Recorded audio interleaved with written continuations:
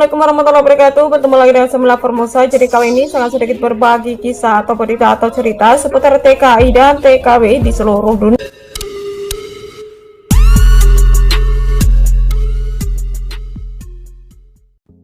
Innalillahi wa inna ilaihi raji'un. Gak berduka dari pahlawan devisa kita yaitu TKW Taiwan Mbak Reni.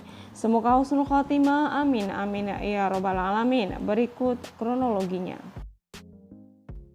Diliput dari suarapmi.com, sebuah kebakaran hebat terjadi di Jalan Singseng, Kota Taichung, Taiwan dini hari, yaitu tadi sekitar pukul 1, tanggal 21 bulan 12.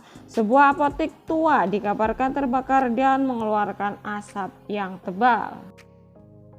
Penghuni rumah baru sadar dan terbangun dari tidurnya saat mendengar ada pecahan kaca dan sontak berusaha melarikan diri. Namun naasnya istri, ibu, dan pekerja migran asing terjebak di lokasi kebakaran tersebut. Yu memberitahu petugas pemadam kebakaran bahwa masih ada 3 orang di dalam gedung tersebut. Kobaran api yang semakin membesar dengan asap hitam membumbung tinggi membuat ragu penyelamat bekerja ekstra keras menyelamatkan penghuni gedung tersebut. Berpikir bahwa istrinya, ibu, dan 1 pekerja migran asing masih di lantai atas menunggu bantuan, pemilik tidak mau dirujuk ke rumah sakit atas luka-lukanya dan tetap menunggu di tempat kejadian dengan cemas. Pemiliknya berkata, ketika saya sedang tertidur, saya mendengar suara kaca pecah dan ketika saya melihat ke bawah, saya menemukan bahwa apinya sudah sangat besar. Petugas pemadam kebakaran menyelamatkan seorang wanita berusia 60-an dan 1 lagi berusia 80-an dari lantai 3 dan seorang pengasuh dari lantai 4. Wanita berusia 80-an dan pengasuhnya telah dinyatakan meninggal dunia dan tidak memiliki detak jantung saat ditemukan. Salah seorang PMI yang bekerja tidak jauh darinya mengatakan, korban pekerja migran berasal dari Indonesia. Kok nggak ada beritanya ya tadi malam kejadian kebakaran di daerahku. Taitung yang menewaskan atau menyebabkan meninggalnya sahabat BMI, tutur Dewi Lestari yang juga seorang BMI di Taiwan. Redaksi Suara BMI berusaha mencari jati diri PMI dalam korban kebakaran tersebut. Namun hingga berita ini diturunkan, kita belum mendapatkan kepastian apakah Mbak Rani berasal dari Ponorogo atau Malang. Karena ada beberapa netizen yang mengatakan atau berkomentar bahwa Mbak Rani ini berasal dari Ponorogo. Tapi ada juga yang mengatakan Mbak Rani berasal dari Malang. Jadi hingga berita ini diturunkan, kita belum tahu secara pasti identitas Mbak Rani tersebut. Wakil Kapten Brigade Taitung mengatakan bahwa 4 unit pemadam yang dikirim kali ini, api dan asap telah keluar ketika mereka tiba di tempat kejadian.